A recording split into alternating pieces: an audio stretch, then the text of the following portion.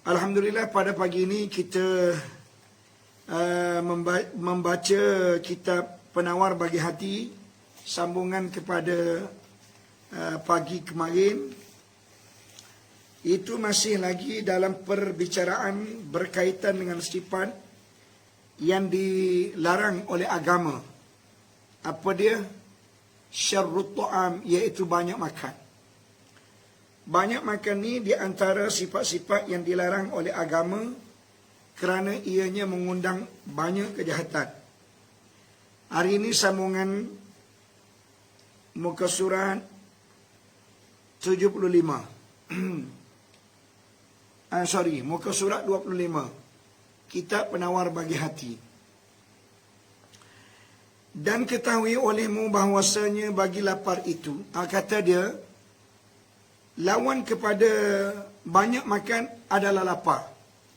Lapar ini adalah satu sifat yang disukai oleh agama, yang digalakkan oleh agama. Ini berdasarkan sabda Nabi SAW. Nabi kata, Sayyidul a'mali al-ju'. Penghulu segala amalan itu ialah lapar. Maknanya lapar mengundang banyak kebaikan. Jadi oleh itu kata dia, ketahuilah olehmu bahawasanya bagi lapar itu beberapa faedah. Mana banyak faedah diperolehi daripada lapar ini. Setengah daripada faedah lapar, nipis hati hingga mendapat ia akan sedap mengerjakan ibadah. Mana hati kita menjadi nipis, tak jadi tebal. Apabila hati menjadi nipis, dengan arti kata hati kita tidak menjadi tebal, maka akan memudahkan seseorang itu mengerjakan apa jua bentuk ibadah. Nak belajar pada pagi ini pun mudah, nak bangun pagi tadi pun mudah, nak ambil air sembahyang pun mudah, nak mikir tentang apa-apa keistimewaan yang akan kita peroleh nanti pun mudah. Kadang-kadang bila diajak untuk berfikir apa benda yang akan menjadi kebanggaan kita di akhirat nanti, tak nak. Ramai orang tak nak dengar benda-benda lagu tu. Dia kata pergi kepada orang tua, sudahlah bincang benda-benda begini. Kita orang muda ni tak perlu lagi kita bincang. Orang muda kita kena bincang bagaimana kita nak mengumpul harta yang banyak. Itu ekoran daripada apa? Ekoran daripada banyak makan, hati menjadi tebal. Kemudian faedah yang kedua disebabkan banyaknya lapar, dia kata menjadi cerdik. Hati menjadi cerdik. Kenapa? Kerana kenyang itu menyebabkan menjadi seorang itu bodoh. Betul. Maknanya banyak lapar ni, dia akan menjadikan seseorang itu cerdik. Cuba kita tengok orang-orang yang cerdik ni, orang yang tidak sentiasa menjadikan diri dia dalam keadaan kenyang. Orang kenyang bodoh, kalau kita tengok binatang kenyang pun bodoh. Binatang yang kenyang tu pun bodoh. Ini kan pula manusia, lagi-lagilah. Jadi oleh yang demikian, perseimbangan antara lapar dengan kenyang ini perlu ada untuk menjadikan kita kekal di atas kecerdikan. Setengah daripada faedah lapar lagi ialah memecahkan keinginan mengerjakan maksiat dan mengerasi atas nafsu yang sangat menyuruh dengan kejahatan. Dia kata yang ketiga, kebaikannya disebabkan lapar, dia akan menjadikan cinta untuk mengerjakan maksiat itu, orang kata pudar. Mana mikir untuk buat benda-benda jahat ini menjadi pudar, menjadi luntur. Dan kata dia akan mengalahkan nafsu. Nafsu kita ni selalu menang. Setiap masa dan ketika nafsu kita menang. Jadi sebab itu orang yang tidur sekarang tak bangun lagi tu, itu nafsu dia menang tu. Nafsu menguasai diri dia. Sebab itulah dia tak bangun. Sedangkan sekarang 6:51 dah. Mana kita menuju kepada waktu yang hampir keluar dah. Waktu subuh hampir keluar. Tapi tak bangun lagi. Kenapa? Sebab nafsu mengerasi diri dia, di mana nafsu ini tak ada khijal lain, kebanyakan nafsu menyuruh seorang itu dengan melakukan kejahatan.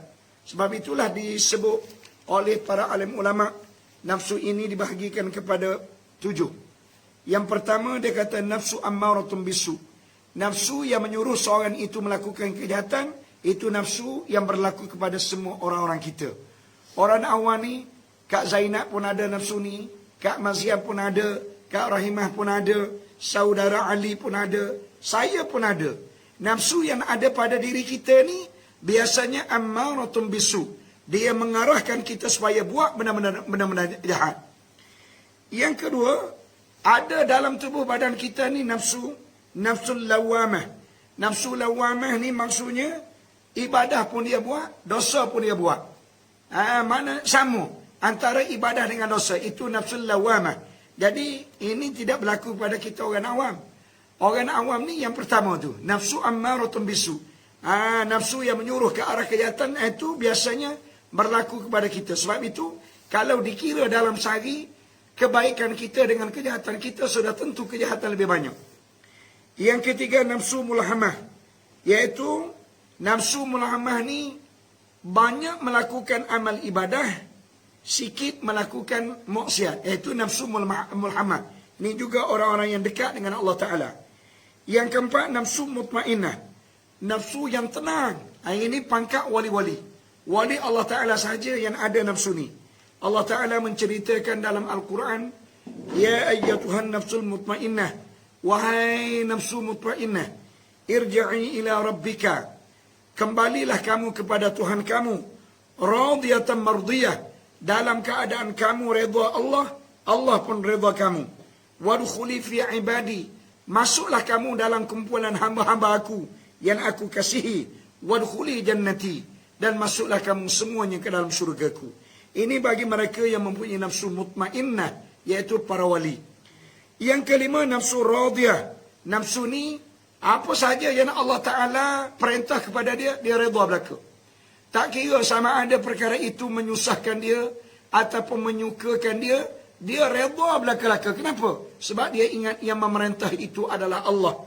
Yang keenamnya nafsu mardiyah, di mana nafsu ni Allah Ta'ala amat redha kepada dia.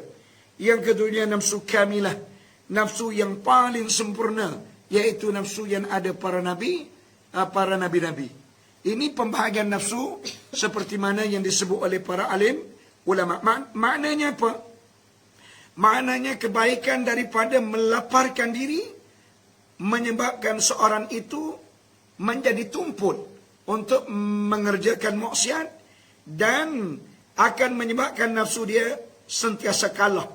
Mana nafsu menyuruh melakukan maksiat, akhir sekali maksiat yang disuruh oleh nafsu itu tidak dilaksanakan oleh kerana dipecahkan oleh akal. Akal ni hebat, tuan-tuan sekalian, rakan-rakanku. Akal ni di antara makhluk Allah Ta'ala yang cukup setia, yang cukup hebat. Sebab itu mana-mana manusia yang selalu menggunakan akal fikiran, sudah tentu manusia itu adalah seorang yang hebat. Kebanyakan kita tidak menggunakan akal. Mana kebanyakan kita ni menggunakan nafsu sebagai raja untuk dipatuhi, raja untuk ditaati, raja untuk dituruti.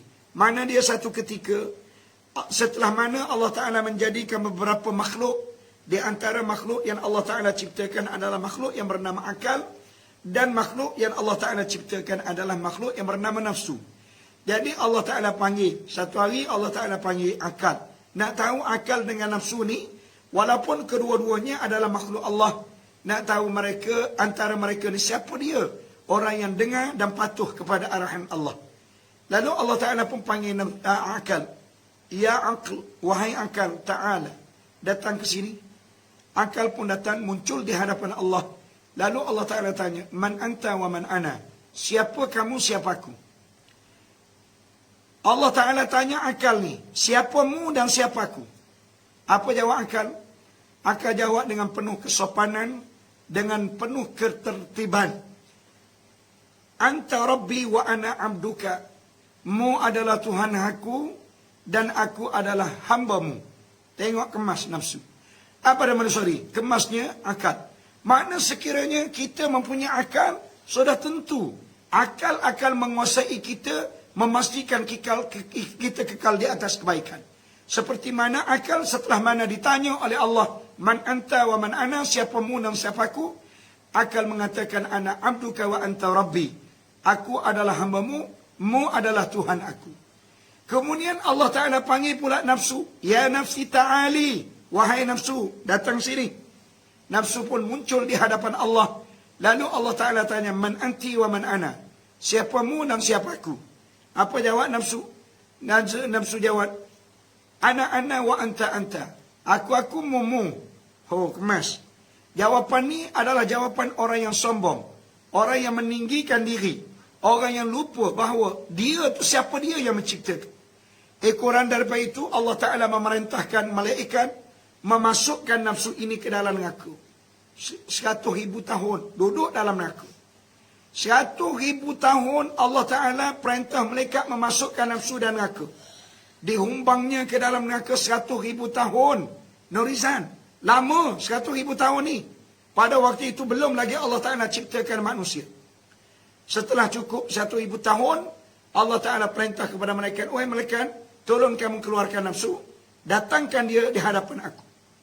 Jadi setelah mana nafsu dibawa di hadapan Allah, Allah Ta'ala tanya lagi soalan yang sama, man anti wa man ana, siapa awak dan siapa saya? Apa jawab nafsu? Nafsu jawab, ana wa anta. Aku, mu adalah mu. Maksudnya masih lagi sombong. Masih lagi ego. Masih lagi meninggikan diri. Walaupun telah diseksa oleh Allah Ta'ala 1000 tahun. Dihumbang ke dalam neraka. Tolong bayangkan, rakan-rakanku, para penonton sekalian. Bagaimana babilnya nafsu ini. Bagaimana jahatnya nafsu ini. Bagaimana sombong dan egonya nafsu. Walaupun diseksa oleh Allah Ta'ala 100,000 tahun. Berada dalam neraka.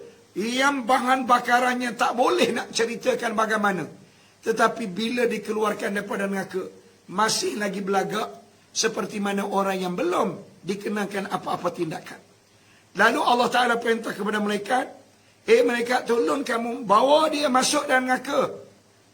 Ada salah satu daripada neraka. Neraka ni dia ada 7 pintu.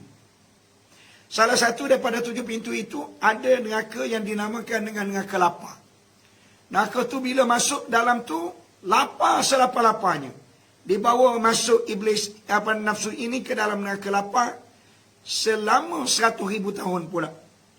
Setelah mana cukup 100,000 tahun, Allah Ta'ala memerintah kepada malaikat supaya mengeluarkan nafsu tadi. Dikeluarkan nafsu dan dibawa di hadapan Allah. Lalu Allah Ta'ala bertanya soalan yang sama. Ya nafs, wahai nafsu, man anti wa man ana. Siapa awak dan siapa saya? Nafsu pun jawab, ana abduka wa anta rabbi. Aku adalah hambamu dan mu adalah Tuhan aku. Moral of the story daripada cerita ini, maknanya apa? Mana nafsu setelah mana dihumbang oleh Allah Ta'ala, setelah mana disiksa oleh Allah Ta'ala dengan lapar, berada di dalam neraka lapar, barulah dia terfikir untuk menjadi makhluk Allah yang terbaik. Jadi pun begitu juga dengan kita. Kita apabila Allah Ta'ala mewajibkan kita berpuasa, maka dikala itu kita lihat lonjakan kebaikan yang dilakukan oleh orang-orang kita ini terlalu amat sangat. Sebab itu di dalam bulan Ramadan ini, ramai di kalangan golongan-golongan yang susah mendapat pembelaan. Kita tengok di dalam bulan Ramadan ini, lonjakan sumbangan dan derma berlaku peningkatan yang amat mendadak sekali. Mana terlalu banyak. Kenapa? Sebab manusia terpaksa berlapar di bulan Ramadan. Maka dikala itu terutamanya orang-orang kaya ini akan berfikir bagaimana kasihannya kepada orang-orang miskin yang susah mereka untuk mendapat makanan. Maka menjadi ringan untuk mereka menyalurkan apa-apa sumbangan. Sama ada kuih muih, sama ada nasi, lauk pauk, sama ada duit dan sebagainya. Begitu juga dengan kebiasaan kebanyakan orang akan menjadi suka menderma. Kenapa? Sebab lapar yang diwajibkan ke atas kita menjadi penyebab utama kepada kita suka melakukan kebaikan. Baik. Dan setengah daripada faedah lapar lagi, menjadi ringan tubuh bagi mengerjakan salat tahajud dan mengerjakan ibadah dan hilang mengantuk. Ia mencegah ia mengantuk daripada ibadah. Jadi maknanya apabila tubuh badan kita ini tidak dipenuhi dengan sumber makanan, dengan erti kata ianya berada dalam suasana lapar yang tidak bersangatan. Mana lapar tak lapar sangatlah. Jadi pada waktu itu barulah kita merasakan peri pentingnya bangun malam untuk mengerjakan tahajud. Kita merasakan peri pentingnya kita bangun malam untuk membaca Quran. Kita merasakan peri pentingnya bangun malam untuk sama-sama kita berdoa kepada Allah Ta'ala. Tengok, disebabkan lapar, kita akan mikir untuk melakukan pelbagai bentuk amal ibadah. Dan setengah daripada lapar lagi, memada dengan sedikit daripada harta dunia. Ingat, jadi apabila kita lapar, kita rasa cukup dah harta yang kita peroleh sekarang. Jadi hari ini kenapa kita merasakan tak cukup? Orang yang ada 1 juta, mereka berusaha untuk memperoleh 2 juta. Orang yang ada 2 juta berusaha untuk mendapatkan 3 juta. Begitulah seterusnya sehingga mereka ini dimatikan oleh Allah. Dalam sebuah syair mengatakan fa in kunta qanu'an. Syair kata sekiranya kamu menjadi orang yang qanaah. Qanaah maksudnya berpada apa yang ada. Mana setakat mana yang Allah Ta'ala beri kepada kita, kita syukur. Alhamdulillah ya Allah, sebanyak ini yang engkau berikan kepada kami, inilah merupakan rezeki yang engkau tentukan kepada kami. Kami bersyukur kepadamu ya Allah. Mudah-mudahan kami menjadi hamba-Mu yang terbaik. Baik kata syair, fa in kunta qanu'an. Sekiranya kamu menjadi orang yang qanaah, anta wa maluka dunia sawa'un. Mu dan semua harta-harta dalam dunia ini sama saja bagimu. Maksudnya, apa yang dimaksudkan oleh syair ini, maknanya banyak ke sikit ke harta dunia, bagi kita sama saja. Makna kita tidak geloja, kita tidak tamak, kita tidak rakus, kita tidak nampak bahawa ini perkara yang perlu menjadi rebutan. Tak ada. Mana anda kata dia tidak berada pada diri kita, kita terima je. Anda kata dia merupakan ketentuan kita, kita terima dengan ikhlas dan kita syukur kepada Allah Ta'ala. Sebab itulah kalau kita nak lihat siapa di antara kita orang yang terbaik, siapa-siapa dia yang Allah Ta'ala beri kurniaan kepada dia, mampu ke tidak dia bersyukur? Mampu ke tidak? Kalau mampu dia bersyukur, berartinya apa yang Allah Ta'ala beri kepada dia itu adalah satu kebaikan. Kalau tidak mampu dia bersyukur, mana apa yang ada di tangan dia itu adalah sesuatu ujian yang menyebabkan ujian ini mengundang bala bencana kepada dia. Ingat baik-baik, harta banyak ni adalah bala bencana. Kesihatan yang tidak digunakan pada tempatnya adalah bala bencana. Begitu juga dengan anak, dengan isteri, dengan suami, dengan apa-apa yang kita miliki. Kalau tidak digunakan pada tempatnya, semuanya dia akan menjadi bala bencana. Sebagai contoh, awak ada anak 4 orang. Anak awak semua tidak berbakti kepada Allah Ta'ala. Orang ni bangun semayang 4 rakaat, 4 waktu. Orang ni pula 3 waktu. Orang ni pula langsung dak. Orang ni pula duduk main telefon siang malam. Ini adalah ujian kepada awak. Ini adalah bala kepada awak. Sepatutnya anak awak ni menjadi anak yang terbaik. Bila dengar waktu azan sudah masuk, cepat-cepat mengambil wuduk, semayang bersama-sama, doa bersama-sama, dengan apa yang disampaikan oleh mak ayah, hormat, tidak meninggikan diri. Ingat tuan-tuan sekalian, kita dapat menilai sejauh mana apa yang ada pada kita itu merupakan satu kebaikan, ataupun dia merupakan satu bala. Baik, adapun kenyang itu, maka ada padanya beberapa kebinasaan. Yang pertama, ketiadaan sedap mengerjakan ibadah. Ini dia kata sekiranya kenyang pula. Jadi tadi dia cerita kepada kita lapar. Lapar ini memperolehi beberapa kebaikan. Sama juga dengan kenyang memperolehi beberapa kebinasaan. Dia sebalik. Kalau lapar, kita akan memperolehi banyak kebaikan. Manakala kalau kenyang, kita memperoleh banyak kebinasaan. Kebinasaan yang pertama yang kita perolehi, mula-mula sekali bila kita kenyang, Allah Ta'ala akan tarik sedapan mengerjakan ibadah. Nak mengaji rasa malah, nak baca Quran rasa malah, nak semayang rasa malah. Semua benar-benar ibadah ini tidak diberi kelazatan dan kemanisan untuk kita lakukan. Yang kedua, menambah keinginan nafsu. Disebabkan kita kenyang, nafsu kita akan menjadi bertambah-tambah. Dia akan meningkat dari satu masa ke satu masa, memikirkan satu perkara demi satu perkara. Semua perkara yang terlintas di pikiran kita, semuanya perkara yang tidak memberi keuntungan kepada dunia kita dan akhirat kita. Sebagai contoh saya kata tadi orang kaya. Orang kaya dia memikirkan untuk mengumpul harta dia. Sekarang ada 1 juta. Dia nak menjadi 2 juta. Yang nak lagi menjadi 3 juta. Jadi sekarang harta dia banyak. Cuba kita tengok harta banyak. Orang kaya dia makan banyak ke tidak? Tak banyak. Dia tidur banyak ke tidak? Tak banyak tidur. Kemudian dia banyak ke tidak melancong ataupun pergi meninjau kawasan-kawasan yang boleh memberi ketenangan? Tak banyak. Kenapa? Sebab dia memikirkan bagaimana untuk meningkatkan ekonomi dia.